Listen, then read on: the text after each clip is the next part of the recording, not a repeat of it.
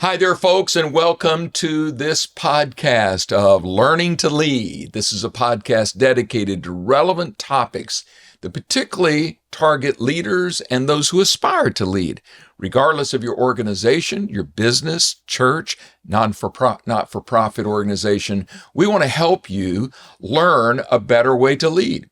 We endeavor to try to improve your leadership. And part of that is learned because we talk to real people who have gone through the same kinds of issues and struggles that all leaders face. And today we're so excited to welcome our guest today, who is also, by the way, he and his company are sponsors for our program, which we so appreciate. We'll talk more about that later. But today we're going to be talking about the financial management of church organizations. That's the broad topic. We're going to cover a lot of other kind of leadership related things. But our guest today is the owner and founder of Redwood Stewardship, David Goochee. David, good to have you on board today. Pastor Rob, you crushed that opening, man. Did you practice that? Well, I've done it a couple of times. That was perfect. I've done it a few times. Not a moment of stutter. Look, if you thought I crushed it, that's right? all that matters. Oh, man, that's so good. I love it. Man, it's so good to be here with you. Thanks for having me. Yep. Well, grateful. Our audience wants to get to know a little bit more about you, and we're friends, and we have a wonderful background, and I won't go into the embarrassing details of your background as an 8-year-old boy. I was going to say, we will avoid that. Have you thought about how long we've known each other? I didn't count up the years. Yeah. But what, 30 plus? Yeah, 30 plus. Yeah. Yeah. Anyway. 33, 34. So that's a lot of commentary that'll take 5 programs. There's, but it's all been good, brother. I promise you that. Let's talk a little bit about your background, since I'm familiar with a little bit of it. Yeah. But you come from such a strong family background and faith background. So describe your childhood and growing up. In what environment was that, and how did that then connect you to a heart level commitment to Christ and to all that? Yeah, I mean, I have the best parents ever. They're phenomenal. The best siblings. Had a great home.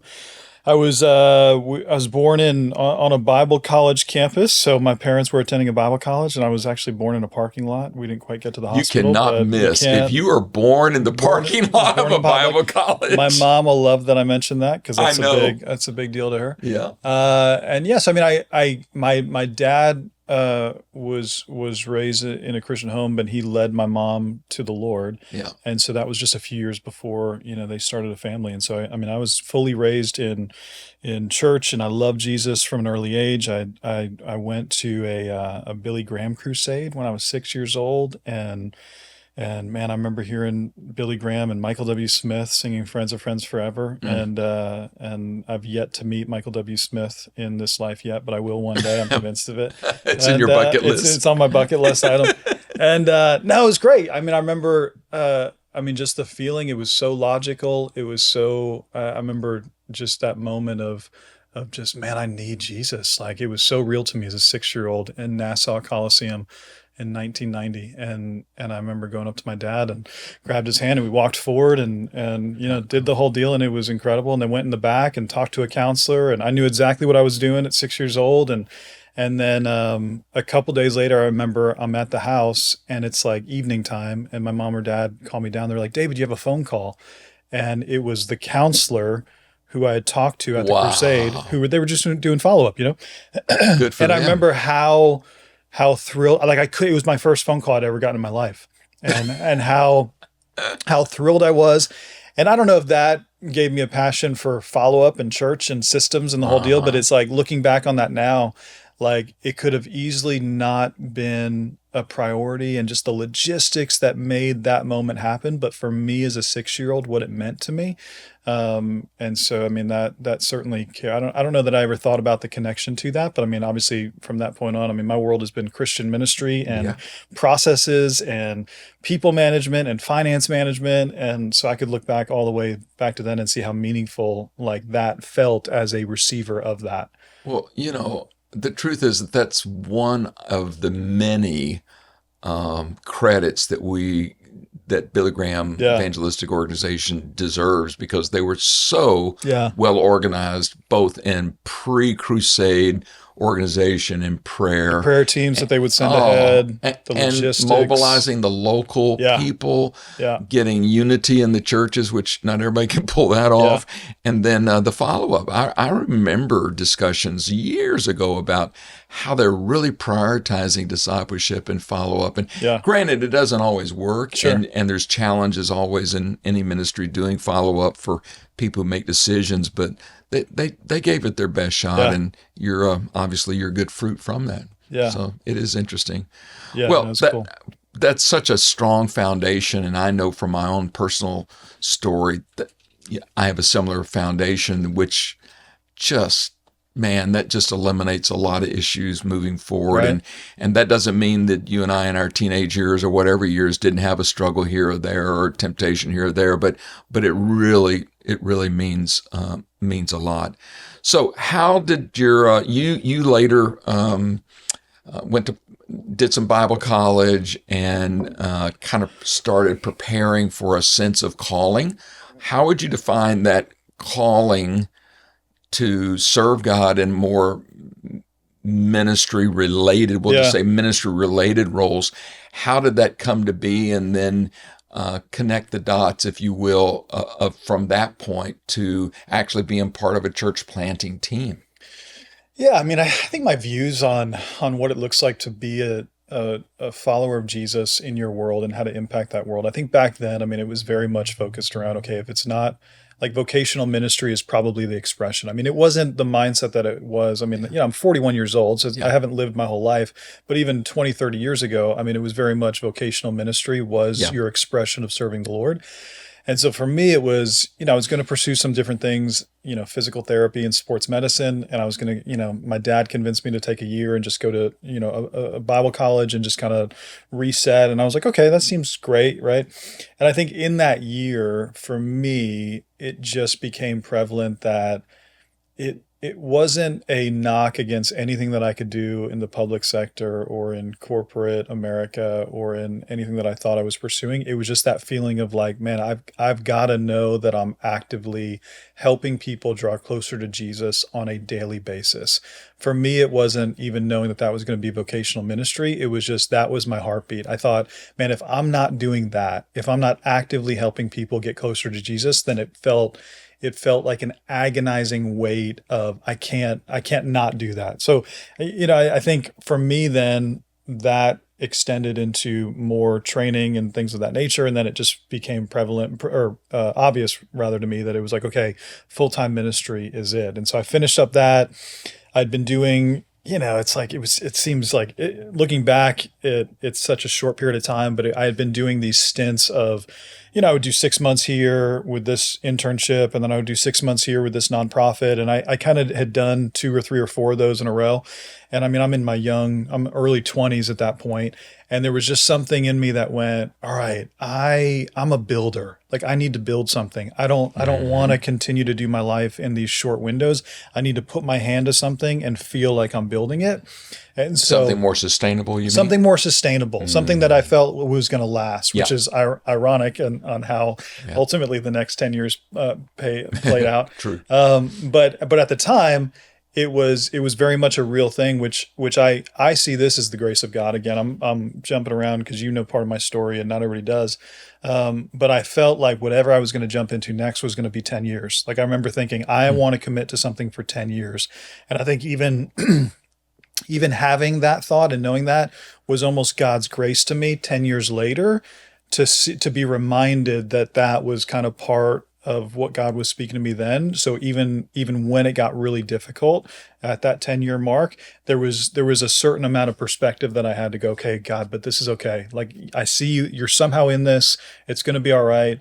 And so anyway, all that to say, after I'd done those short kind of few stints around America and some different spots, my brother-in-law, we were in a similar spot and we did an extended fast. I love fasting. I feel like it's critical to the Christian, you know, to the walk with Jesus, not just from a ministry standpoint, but just from a discipleship standpoint. Yeah. I don't talk about it when I'm fasting. I get that, but I think it needs to be talked about more because it's been, you know, one of the pillars I know of what I'm passionate about. But we did an extended fast. And during that fast, one of my best friends in the world at the time, still is, we were talking on the phone, praying, and it was this, hey, idea of what would it look like to, join with a couple other folks, move at that point across the country and start a church in DC. And it was just in the middle of that fast. And I was looking for something to build. I could have done anything I wanted, and it was just like, man, this felt right to me at the time. And so it was really cool. So it was cool to see how through that, God spoke. And then that really helped me 10 years later when it got really difficult to have that kind of, to know that season took place, if that makes sense. And then you invested just about that, right? Almost exactly. 10 years in DC. Yeah. So then moved to DC with a few folks, and we, at the time, mobile church. I'm sure it existed, but it wasn't as prevalent as it is now. It's so obvious to have church in a theater. It's so obvious to be, to go to a church plant and a new church, but at the time, that was still kind of unknown.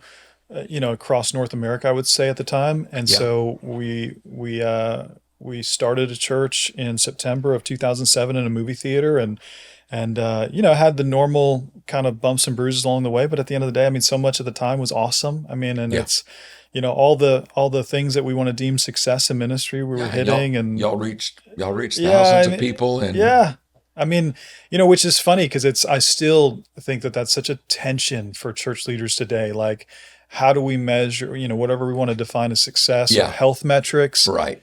Because it's like the same pastoral group that would say we don't sell it, we're not attractional and we don't, celebrate those things. But then the moment you get a group together and you say, hey, our church doubled, this year, everybody still celebrates. That's right. So there's something still innate in every pastor and leader that says, hey, I still want to grow. Like, I feel like that's a good thing.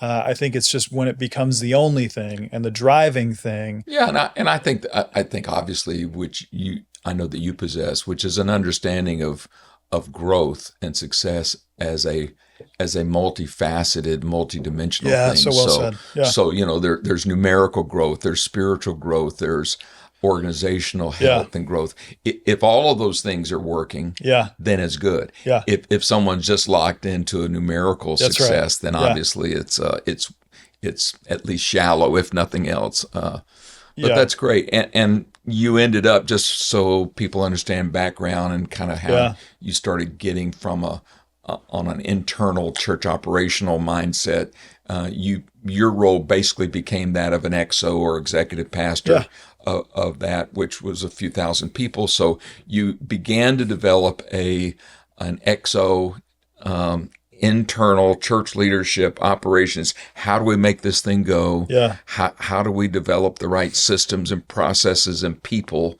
to be healthy and and meet God's goals? Yeah. So is that an apt description of kind of what you went through over those 10 years? Yeah, I think one of my best friends said that events don't make disciples, systems make disciples. Yeah. Right. And so I think we know that. And then, so you go, okay, all of a sudden you can have great events and you can have great programming and you can have great services. But then at the end of the day, the systems behind it are going to be what supports discipleship and the process to take place.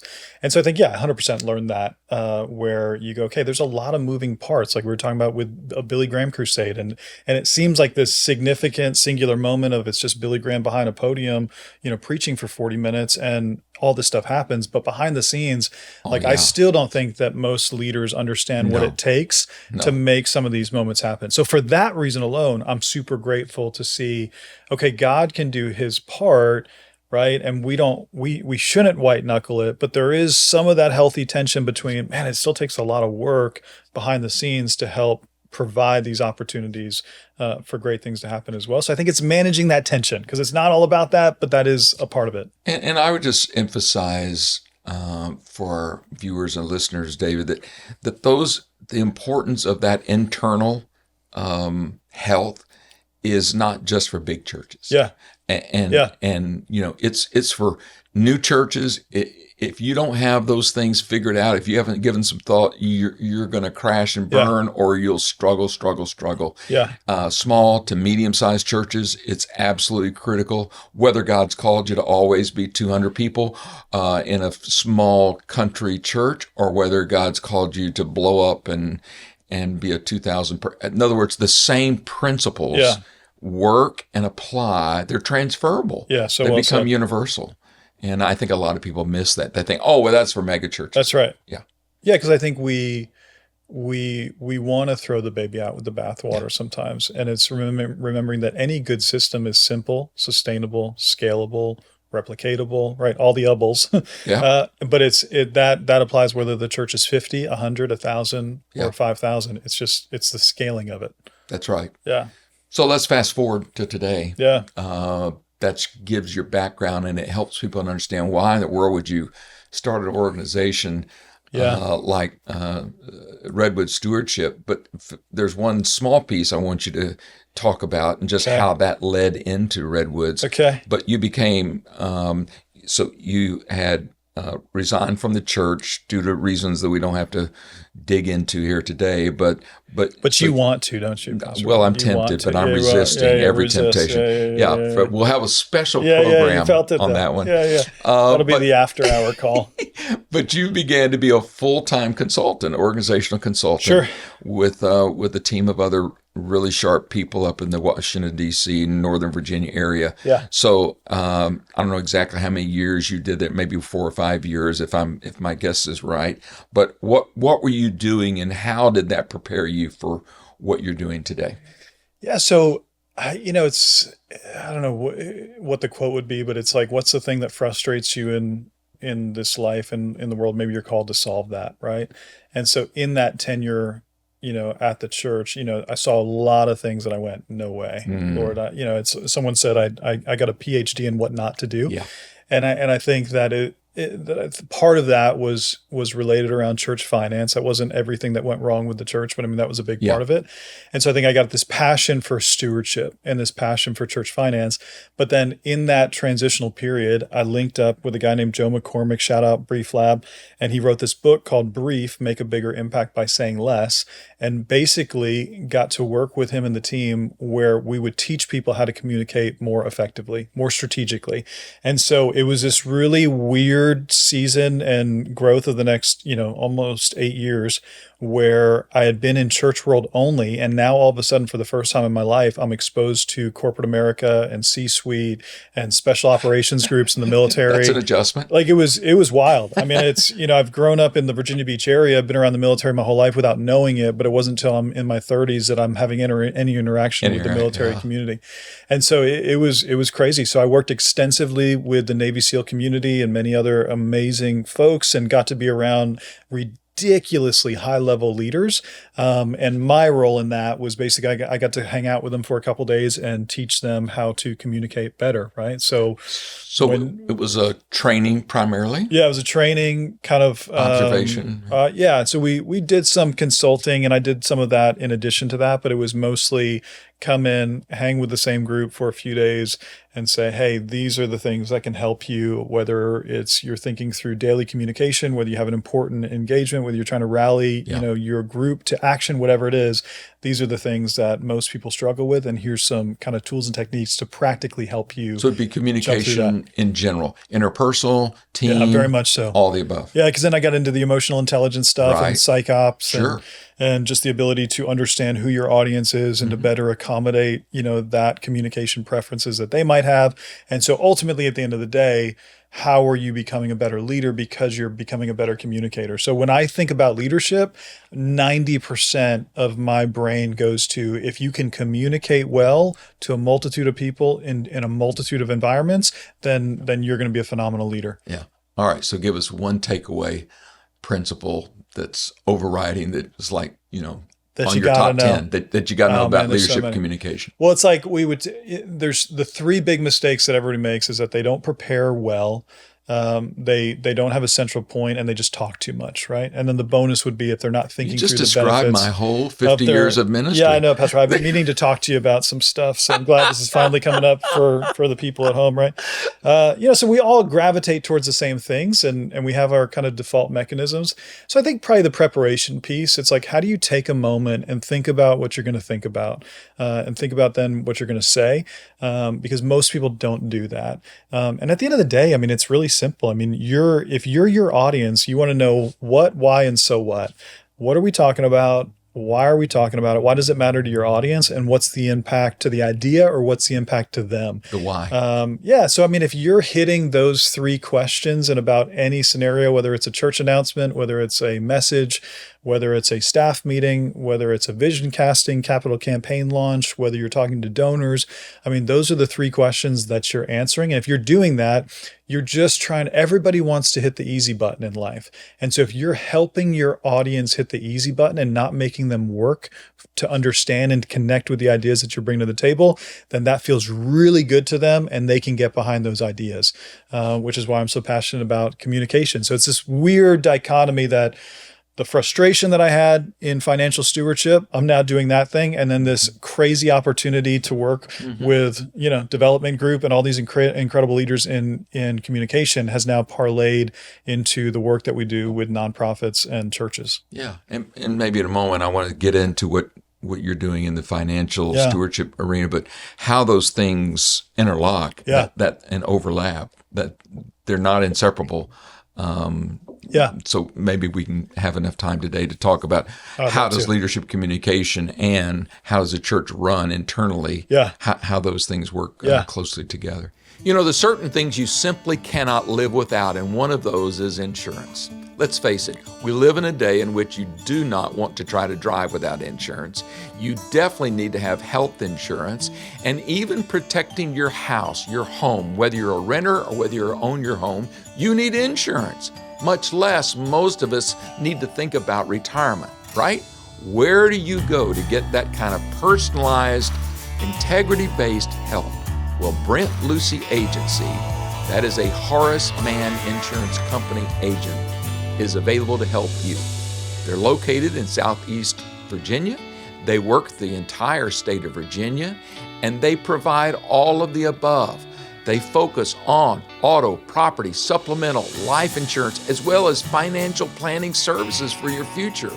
They will come and give you a personalized information consultation. It'll be free, it'll be private, and you can meet with them in your home or at your office or whatever location might be convenient. The Brent Lucy Agency provides exactly what they promise, and that is great service, affordable products to meet your insurance needs today. Give them a call at 757-562-0936. 757-562-0936. And you're so good at that, Pastor Bob. I mean, the way you communicate, it's you've been modeling both of those things for a long time. Thank you. That's not what you said before, but that's okay. But you paid me to be here. I know. Actually, all right, so I paid you to be here. Let's think broadly, because you and I have been around a lot of different organizations. But you've been around many more. I know, because I'm older. Because you are a lot older. That's a lot older. Yeah. So when you have observed, and not all face-to-face kind of a thing, but observed church and ministry organizations, we'll kind of limit it to that. What are some of your general observations about the most common areas of need from an internal operational arena, which will include in that systems, processes, finances, personnel?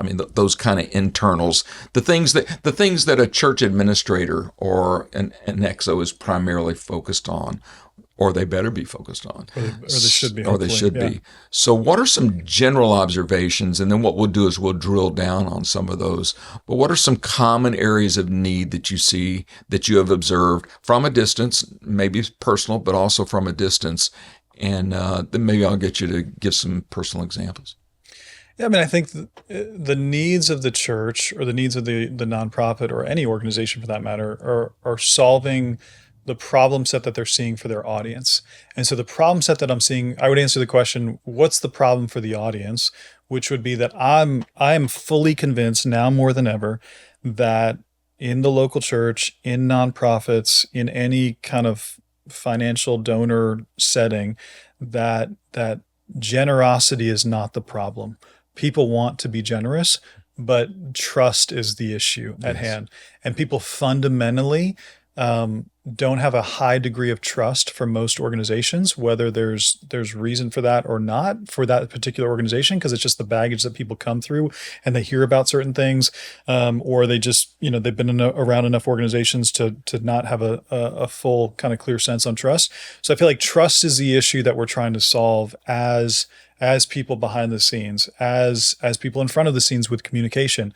And so I think, our entire playbook is taken out of almost, you could make a case for one verse where Paul's talking 2 Corinthians 8:21, and he says, we worked hard in the fear of the Lord to steward these finances and these resources. But then it doesn't stop there. We also worked hard to communicate how we were stewarding those resources. Yeah. And so, I think it's to your point of what's the process. I think anything that leads towards systems and structure and processes and policies and all the things that are, tend to be a little bit boring at times, but those are the things that are providing the ecosystem for the mission and the vision to flourish, where then you just have to tell people about it.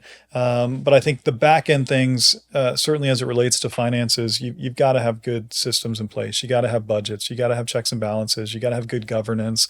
Most people look at their bylaws, when they start the organization or when they take over the organization, and then when they really need it, and then you're looking at it with a microscope, or and then you find out that there's nobody on the board of trustees. They're still alive. Yeah, that's right. Yeah, when it's time to do something critical. Literally 2 days ago, a pastor's telling me, this church is 10,000 people, multi-million-dollar budget, and he's going, the bylaws that we have in place. I enlisted a buddy who had done bylaws once before, and around my kitchen table, we kind of put them together so many years ago when the church started.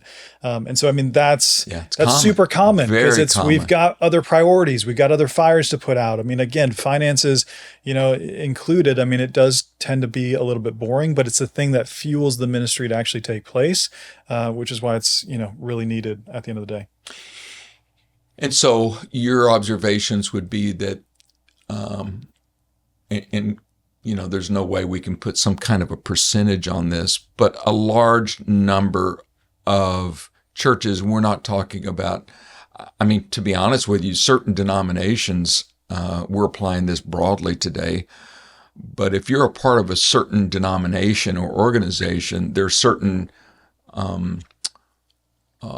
standards and there are certain templates that are provided and that you simply follow, which, 30 years ago, I used to poo-poo that and go, yeah, man, who needs that? We just need, we just be free in the spirit, But the problem is with churches that are independent churches or non-denominational or aren't a part of some organization that provides something substantive for them to know what to do, how to do it. Usually those are churches that are either struggling in those areas or it's non-existent. I'm shocked at when I take a broad look at what I hear and observe in churches, small and medium size, sometimes even large. Like you never issue any kind of a financial information on an annual. No, never. Haven't done it in 10. And I'm like, you've got $2 million going through your accounts every year. And how are your people? And then I tried to talk to them about that trust factor. I said, so do your people trust the church to lead them? And are they generous? Because I think there's a parallel. I think there's a connection between the level of transparency. 100%. And I'm not an extremist about it. And I think you need to be wise about what you communicate in those things, and you don't have to tell what every janitor is making.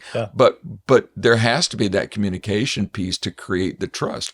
And particularly in the day that we're living in, transparency / accountability in the financial and operations realms is huge.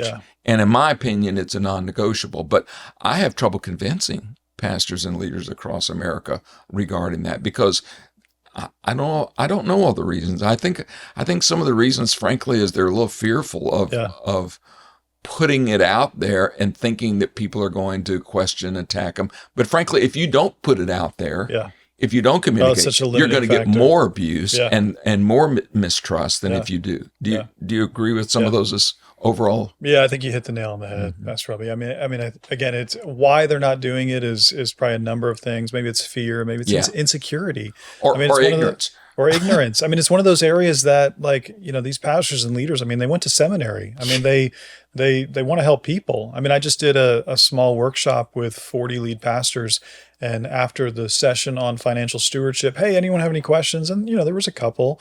And then we did a session, my colleague did it, Buddy, on church discipleship. And, hey, does anyone have any questions? And every hand goes up instantly. Because that's what most pastors are thinking about. Any church under 400 people is thinking, hey, how do I care for these people? How do I just... So, it's the intentions are good. It's just the unknown, and it seems like this foreign thing, but it doesn't have to be. But I think that's largely because so many churches are fundamentally doing it wrong. Even the folks that, it's the well-meaning volunteer, it's the elder that runs a business that, says, hey, this is how I do it here. We should do it like the church, or, they hire someone to kind of figure it out on the fly. And so it's just not set up for a win. So there's a reason that, there's insecurity there. There's some ignorance there. There's some well-meaning ignorance. Yeah. It's not like they don't know what you don't know. And so I think that's part of it. When you can help a church or a nonprofit see, how do we make it simple? How do we make it so that you, in your capacity, whether you have a propensity towards finance things or not, it still makes sense. Like I jokingly tell folks, you shouldn't need a word of knowledge to interpret your monthly financials. Like if you look at your monthly financials and you can't instinctively make tactical and strategic decisions, then it's because you don't trust something, or you don't trust how it's being presented to you. So I just go, hey, it doesn't have to be that way. Right. But so many people have accountant mindsets kind of put it together, and it's this foreign language. And it's like, so we try to merge those two together to make it more readily understandable, so leaders can make actionable decisions. And that's so helpful. So if we were categorizing, I don't want to force you into generalizations. Percentages, love it. But 80, so we know that the majority of local churches in North America are between 80 and 150 people. Yep, it's fair. Okay, so large percentage. And it changes from year to year, but that's true. The problem is most people, when they think about churches, particularly those from the outside looking in, they're thinking about mega churches. They're thinking about large organizations. Yeah, those are unique to when it comes to internal management, operations, finances. They start thinking differently about it, or they're forced to many times. Yeah. So what is it? 330,000 churches in North America. Yeah. 2,000 are mega churches. That's right. Yeah. So figure out the math on Yep. it. But so the majority of these churches are, let's say 100 to 200 people. Yep. So the most common approach in those churches, and many times those are bivocational pastors, so their time is limited. Yeah. And most of the time, what would you say is true about their finances? It is either absent, which is shocking. Yeah. But when I say it's absent, I don't mean they don't have any money. I just mean there's no systems in place for managing by numbers and by looking at what's coming in and what's going out or an absentee budget.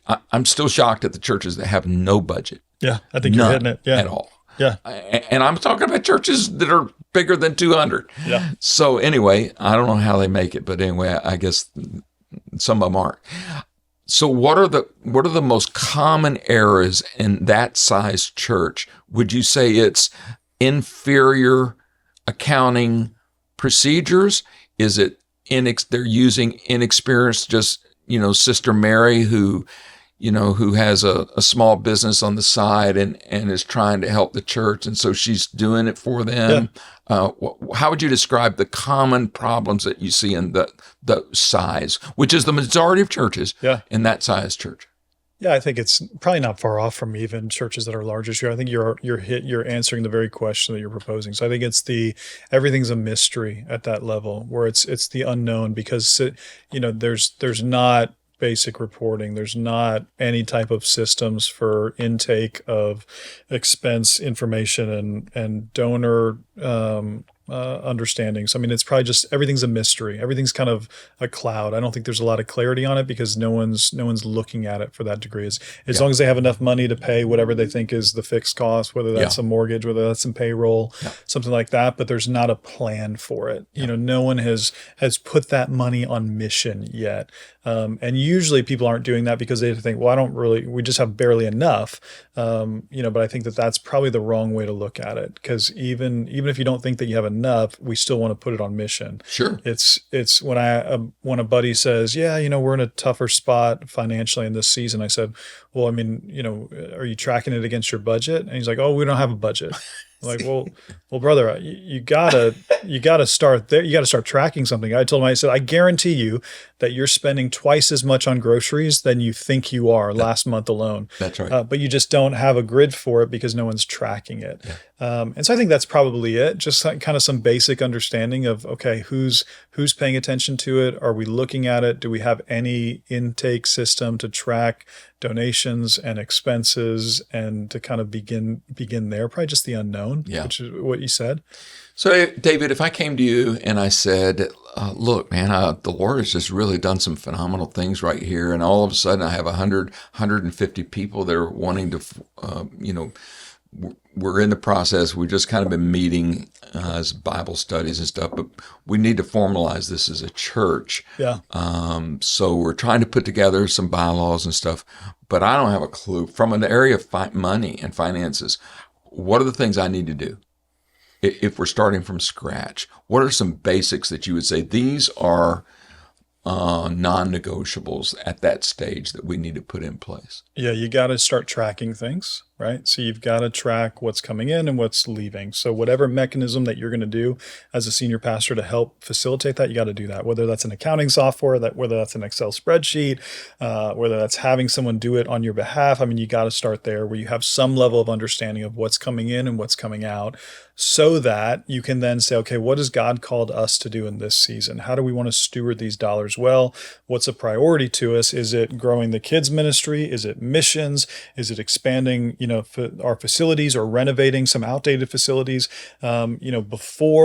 Before you do anything, you got to start tracking things so that you can put vision to something, record the vision and make it plain, and then begin to do those two things together. Because then you're coming to that church or that organization to say, hey, this is where we're at, because we know where we're at. We're looking at it. This is where we want to be. Here's some vision that we can all get behind. This is the delta that separates us from those two things. And when people see good stewardship, because things are being tracked and things are being understood, and there's a nature of someone's thinking about these things, and then they hear this vision, it's very compelling to people. Yeah. Like people are looking for good soil to sow into. Yeah, Again, they're generous. Most people are not giving, I saw a stat recently that said 76% of philanthropic giving is happening outside the walls of the church and Christian nonprofits. So people are giving to United Way. They're giving to American Red Cross. Then it begs the question, why are those same people not giving to our church? Yeah. And so it should be a sobering reality when as a pastor or a leader, when you stand before a congregation and you theologically unpacked the version of scripture related to giving that you're going to communicate, whether that's the tithe or offering, however you're going to approach it. But it should be a sobering fact to look out at a room full of, let's say, 100 people, the average church, or about to it, and know that 5 of them are doing the very thing that you're suggesting. 5% of people. And the average pastor, when they really pull back the curtain and see what's really going on, invariably they are so shocked. Yeah. They always are like, I just can't believe this. Yeah. Yeah. And it's so normal. And that's not new. That didn't just happen, in the last 5 years. No. I mean, maybe it was a little bit higher 10, 15, 20 years ago. But still, so then you got to it begs to the question of, if you always do what you've always done, you'll always get what you've always got. Right. If we continue to approach finances, kingdom finances the same way, then why are we shocked when we don't have the resources to, hire the kids pastor that we want to? Yeah. We don't have the resources to send over and support the missionaries that we want to. We don't have the resources to support the outreach initiatives that we want to in our backyard. And so we can't be shocked and surprised by that. And so I just think that, I'm always going to be a proponent of, hey, pray big prayers. Like, we've got to dream big and we've got to trust God, and God can do anything. But I just think that prayers with stewardship are like, it's just gasoline on that, and people connect. The human heart connects with that idea, and they want to be a part of that. And I would add to that, David. Not only will that engender and instill trust, that trust factor in people, if they know, when they know that some thought is being, particularly business people and people who are entrepreneurs and people who have been successful in life. Listen, they're not going to be giving significantly to a church that they know doesn't have a budget. Not a chance. They may stay in the church a while. That's right. Or they may leave, but they're not going to give substantially. That's right. Because they're too smart. Yeah. They're just not going to do it. But I would add to it, God honors that. Yeah. I've often told people, God would love to give you, you're saying you're praying for $1 million. Yeah. God would love to put $1 million in your hands, but can he trust you? Yeah, that's right. And so when there's stewardship that backs that up, then there's a whole lot greater chance that God's going to answer your prayers about finances than when he can't trust you. Well, I mean, you know this. I mean, you've been in ministry far longer than I have. I mean, even in my experience, this rings true, and I feel like this rings true for so many pastors. We're thinking about the offering talk on the way up the steps to give the offering talk. Right. I mean, it's this last minute thing. And then we're doing, and we respond so well when someone markets to us that here's 52 great offering scriptures that you can use this year. Right. And so we think it's just about, okay, I got to think about an offering scripture and I got to do my best to make this feel fresh this week. But then why do they always use the same scripture? It's always the same, Sorry. A little, I'm like, oh my gosh. A little bit of the Italian prophet Malachi and a little bit of 2 Corinthians 9. The Bible is full. There's so much there.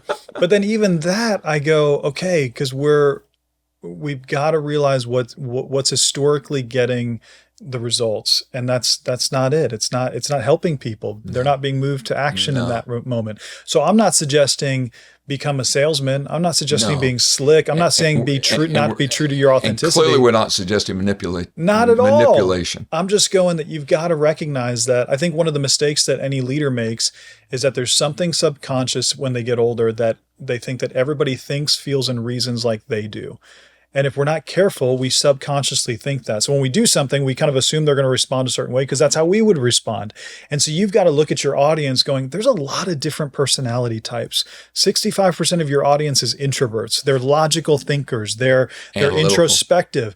And so we can't think that it's all about the inspiration of an offering moment. I've had pastors call me up after a weekend that we're doing their finances for me, like, man, I just really felt like the offering talk was really good this week. And man, it just, I'm like, what is community? Like, what is that? Is that just the keys were hitting right and the HVAC system had turned off at the right moment and it just felt like it waited? And they're wondering if the offering was impacted by that moment. And I go, no, it wasn't. No. I said, people are not making moments to, decisions to give in that moment. They're making it on Tuesday morning with their spouse over coffee because it was clear what you communicated on Sunday.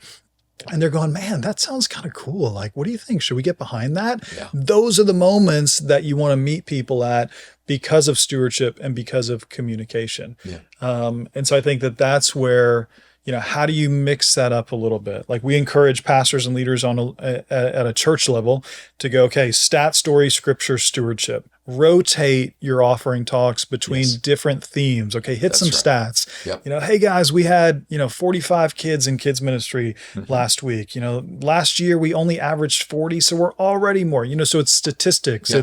Or we invested X percentage of money last year in the community or in world missions. People love to hear that. It's just good. It's not leading from an Excel spreadsheet. You're just incorporating data. There's a reason that we know that 3,000 people were added to the local church. Because somebody counted, right? And so numbers aren't always in contradiction to faith. It's just using them appropriately. No, last time I read the New Testament, it's full of numbers. Right? Full of numbers. So many.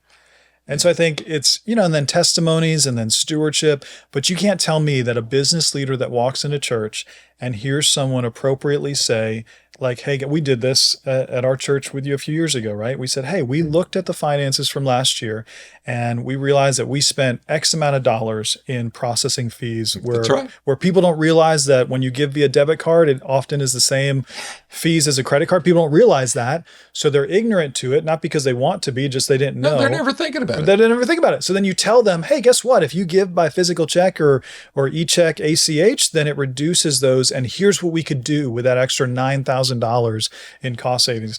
Not only does that impact the ministry moment, but the business leader comes in and is sitting in the back row and they hear that and they see, oh my gosh, I don't even think about my processing fees for my business at that level. The church is thinking about that. Yeah. The church is doing something about that, what that communicates to the stewardship principles and practices of the local church. And all of a sudden they go, huh, there's some trust there. And then the next time they hear the thing that they're passionate about and this, this initiative that the church is going to do, and it's clear and it's understood, then all of a sudden they want to write a check and get behind that. And since you brought that example, I'll just tell you the result of that, which was shock people, David. But it was what, a 5-minute comment that was a pastoral Super explanatory comment as we're getting ready to receive the offering. Yeah. Folks, y'all probably don't know this, That's right. but we're sitting here in February, and let me just tell you, we spent $28,000 It was a last ridiculous year number. in these fees. Yep.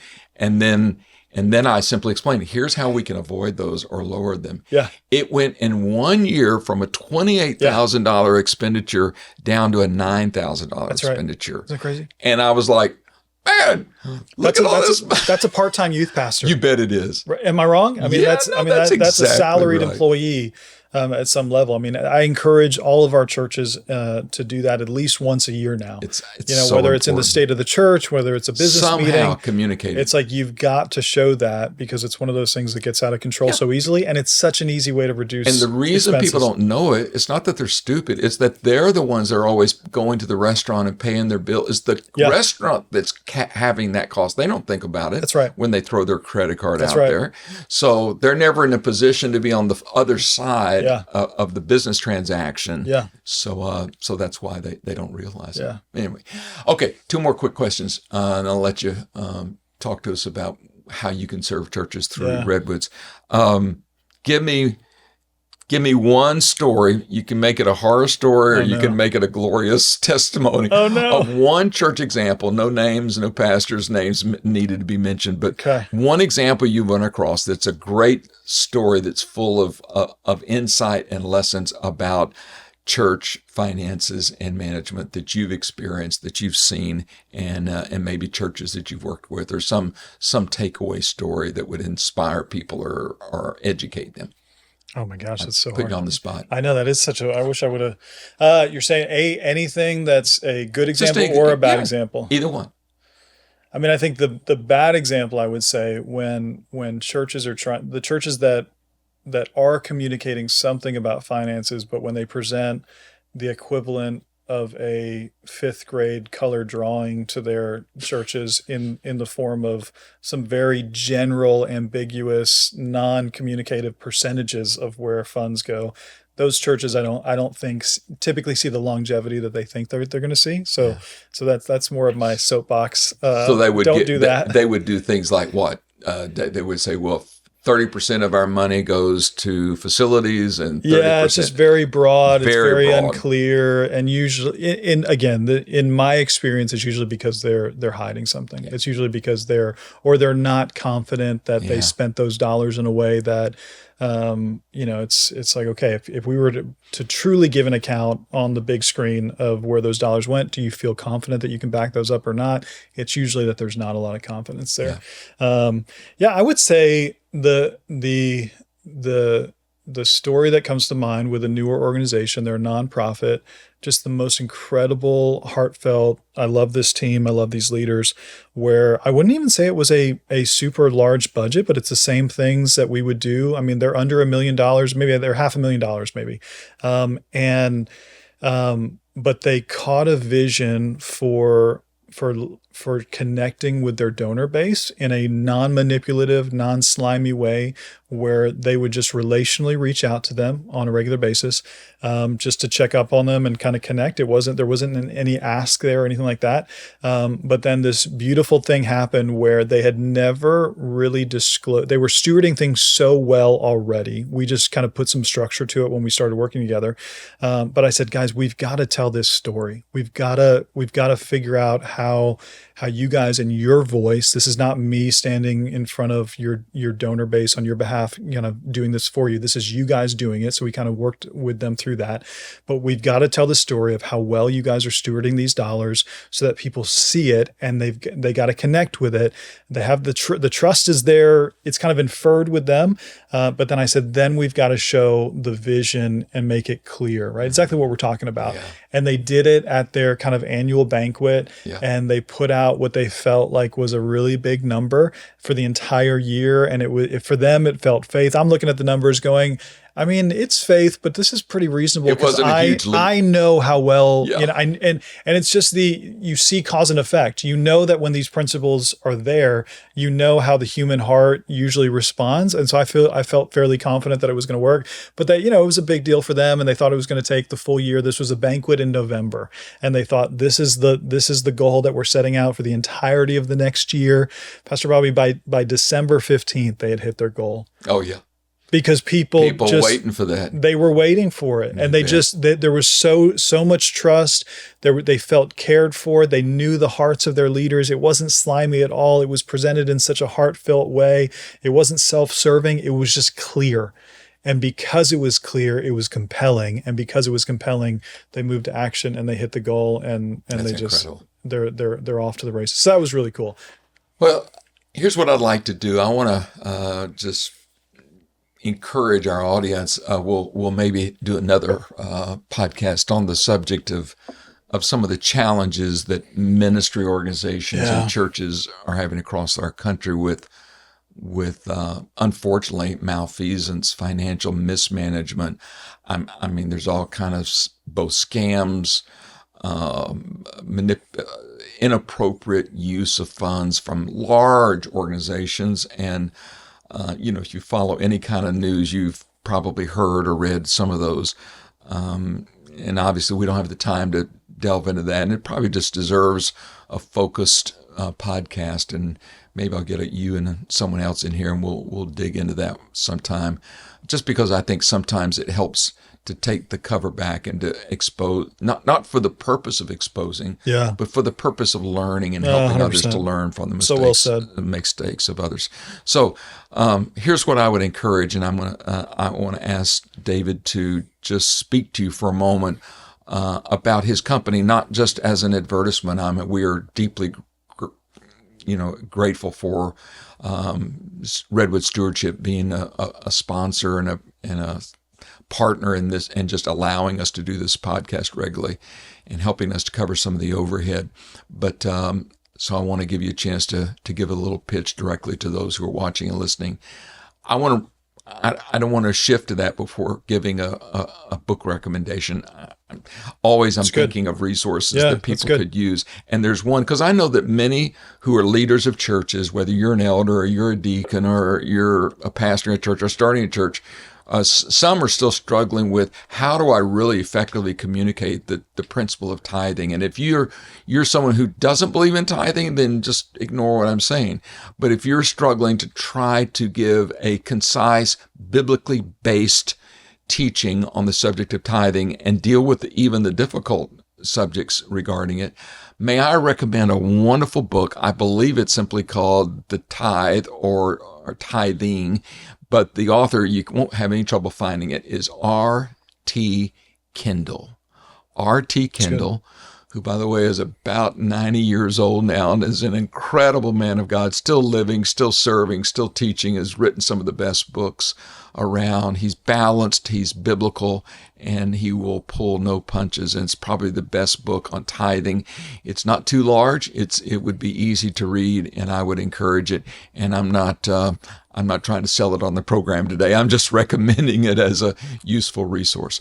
So with that, David, would you just tell our folks about Redwood Stewardship for a moment. And because there may be organizations, churches, or not-for-profits that need some help, and you do not only local work, but regional work and national.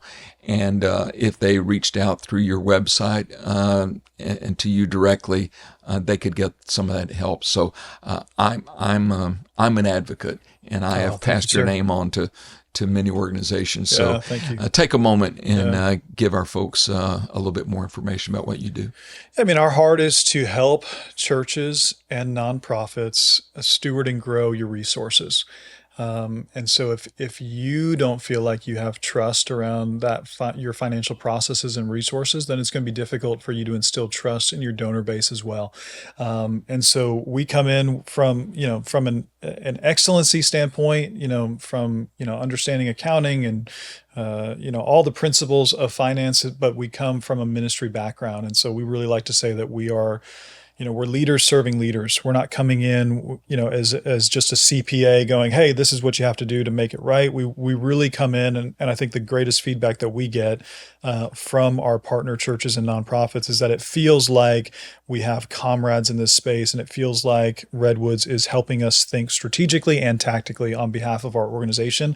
And that's really our heartbeat. I mean, yes, it's a business, but I mean, we really have hearts of ministry. And so we want to come alongside and serve the leaders that we get the great privilege of working with. And I think that's why, I feel grateful that amidst seeing such, the stuff behind the scenes that no one should see, and just poorly led and poorly managed, churches, it's the gift of God to my life to be around so many amazing leaders these days that are doing it right. And so we just want to serve you guys in that way. And so, we'd love to help when it comes to all things finances. We do. And then we get into a good bit of all sorts of other things as needed too, but that's the And focus. how would someone find out more information? Just our website, redwoodstewardship.com, and we're pretty easy to get a hold of and pretty responsive. As far as I'm concerned, just the ability to walk with someone through an organization and give an evaluation, okay, here's what I'm seeing. That's right. And if that leads to them getting help from Redwoods on some kind of a contractual basis, fine. But systems and processes are a part of that. And there's a wide range of services that y'all provide. So I'm a believer, and I've recommended them to many people. So maybe that fits your need. And if so, go to their website, redwoodstewardship.com, and you'll learn more. Please don't forget to subscribe and to like. Smash the Learning like to button. Lead, hit it. You got to learn. And don't forget, so that we can notify you when a new drop has happened, and this will be going live very soon. Thank you for joining us again today. God bless you. See you next time. Thank you so much for joining Learning to Lead today. I want to share with you some important information before we close about one of our sponsors. Do you need a handyman in your home that you can really trust and that is not crazy expensive? I've got your solution. Call Chosen Helpers Handy Services. It's a company that is a new company. It's run by a wonderful couple, Christian couple, and they would love to help you in your time of need. I'm the kind of guy that always needs it at my house. I'm just not a handyman kind of a guy, and being able to call Chosen Helpers has helped me out many times. They can provide you wonderful support for things like minor plumbing problems, electrical work, home upgrades, small paint and flooring jobs. Those are their specialties. Give them a call today, mention the name Vanguard, and they'll give you a 5% discount on the cost. Here's the phone number. Take it down. 757-788-4211. That's 757-788-4211. You have a home need? You need some repair work done? Give Chosen Helpers a call today. Thanks for tuning in to Learning to Lead. Be sure to subscribe so you never miss an episode, and follow Dr. Bobby Hill on social media for more inspiration, insights, and updates. For more information on his ministry roles and resources, visit drbobbyhill.com.